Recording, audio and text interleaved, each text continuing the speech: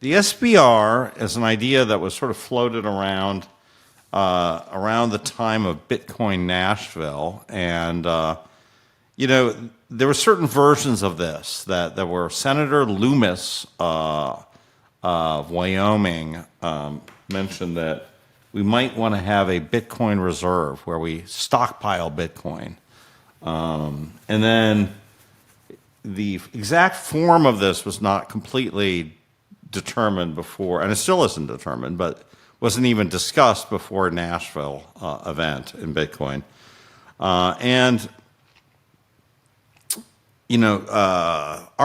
Jr. came out and said, we need to get to 1 million Bitcoin in this strategic Bitcoin reserve. And so how do we get there? Well, we have to take all the Bitcoin that we currently have, confiscated from Silk Road and other places, and put it into this Bitcoin reserve, right? That's the first thing.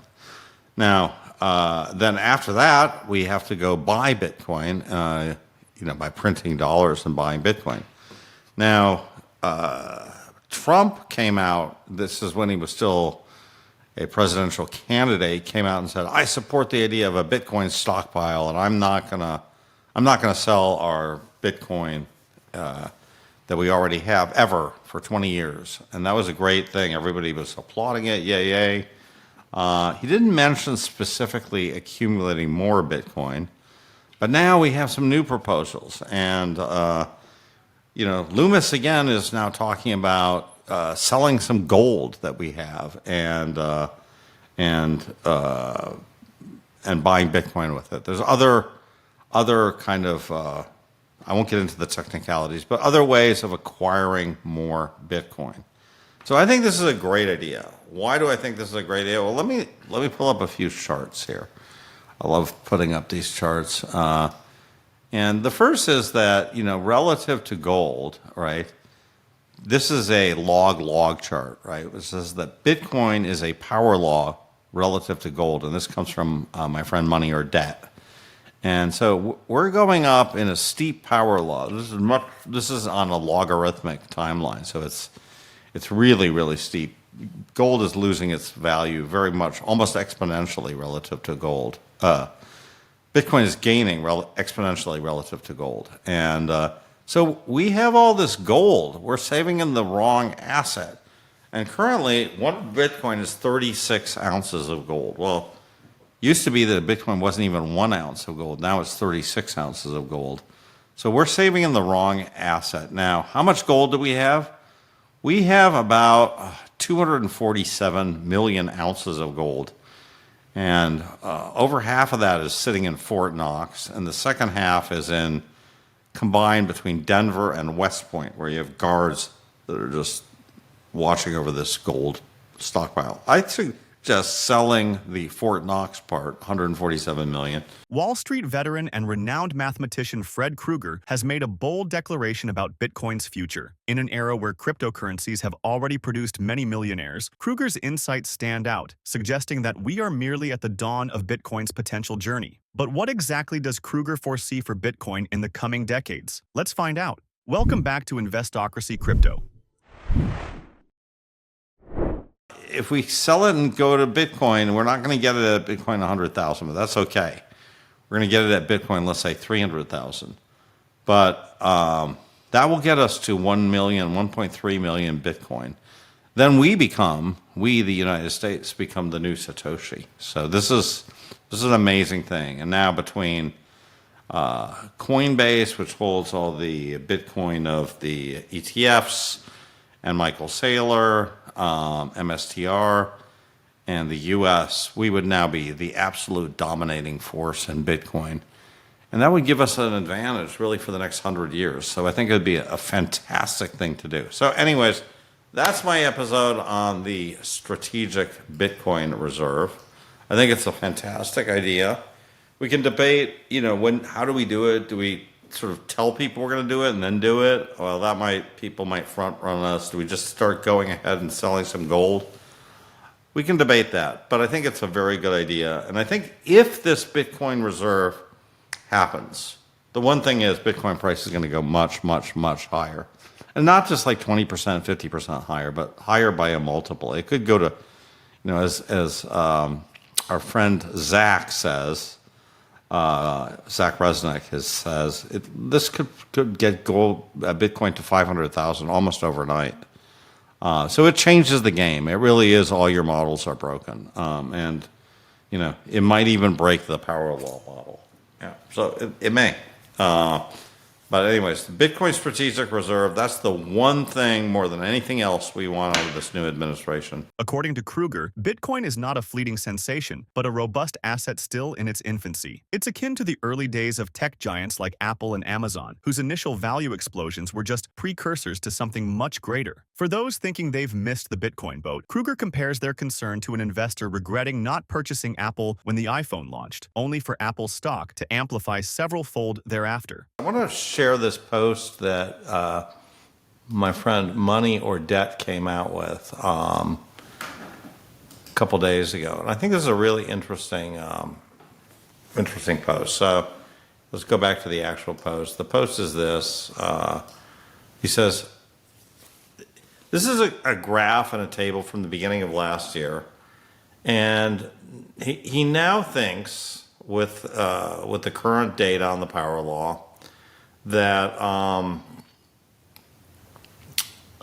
we have a very, very good chance, okay, guys, of hitting hyper-Bitcoinization in 12 years.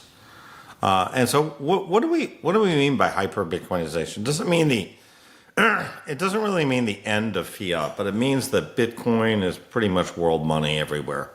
And, one way to look at that is, will Bitcoin exceed US M2, which is our the bigger money supply metric, and will it exceed gold? And if you look at this table, and I'm going to go through this table now, let's look at this table, because this is using a 5.82 index, which is kind of where we are now in the power law, and it's also assuming gold growing at 5% and 9%, right? So gold's not going to stay constant over the next 12 years. It's going to grow, and it's actually been growing at about 9%. M2 has been growing at about 7%, so we can just grow those two. And we can look at the gold market cap and the Bitcoin supply and market cap. And we can also look at how many people have some form of Bitcoin. How many people have non-zero addresses, okay? Now, this is growing at a power of 2.85, so just under 3. So we get this sort of very Metcalfe law-y aspect where the ratio of the non-zero addresses to the Bitcoin price is roughly the square, right? So, which is half the power, okay? So let's just take a look at this. And we see, okay, here we are now in 2025, right? And the Bitcoin market cap's about 2 trillion, a little bit higher than the 2 trillion right now. And, in 12 years, we get a 20x up here. We go up to 40 trillion, okay, a little bit more than 50 trillion, so 25x, right? What happens to gold? Well, gold goes from a 16 trillion to about a 45 trillion. So Peter Schiff can still claim, oh, wow, gold did great, it doubled. M2 doubles, okay, and I think this is, it may grow more than double, right? But like right now, M2 is doubling, okay? And the amazing thing is we have now, in this kind of world, we have Bitcoin is now exceeding in 12 years US M2, okay? And it's exceeding gold. So somewhere in this 11 to 12 year period, we are trend line exceeding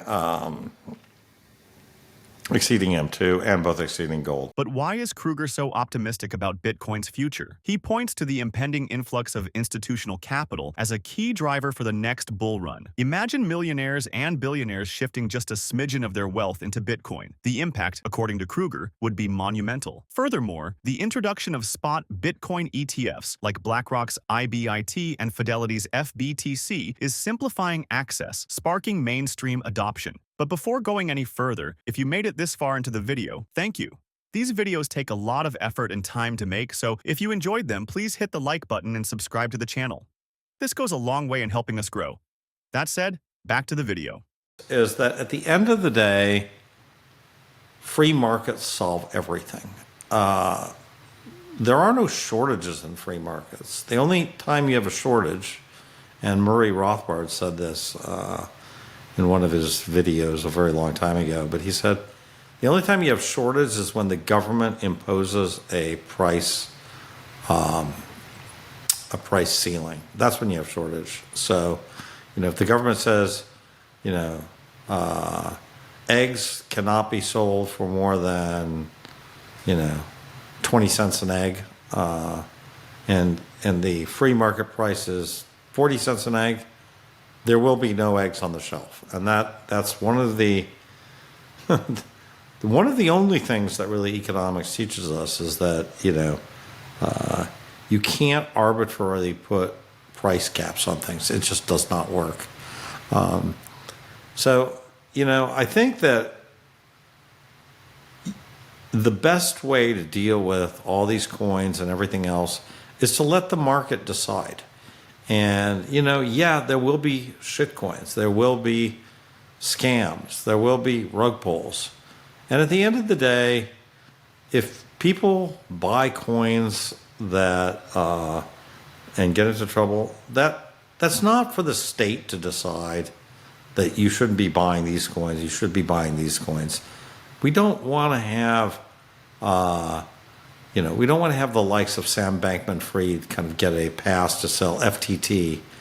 But, if you want to buy Bitcoin in the state of New York, well, you can't because of this bit license stuff. As Bitcoin gears up for what Krueger envisions as an unstoppable upward trend, investors are presented with a tantalizing opportunity. Current forecasts and Krueger's analysis suggest that Bitcoin's price could yield massive returns for those patient enough to extend their investment horizon. But what do you think? Share your thoughts. And finally, if you would like to know more about cryptocurrencies or specifically Bitcoin, go ahead and click on the next video on your screen. See you there.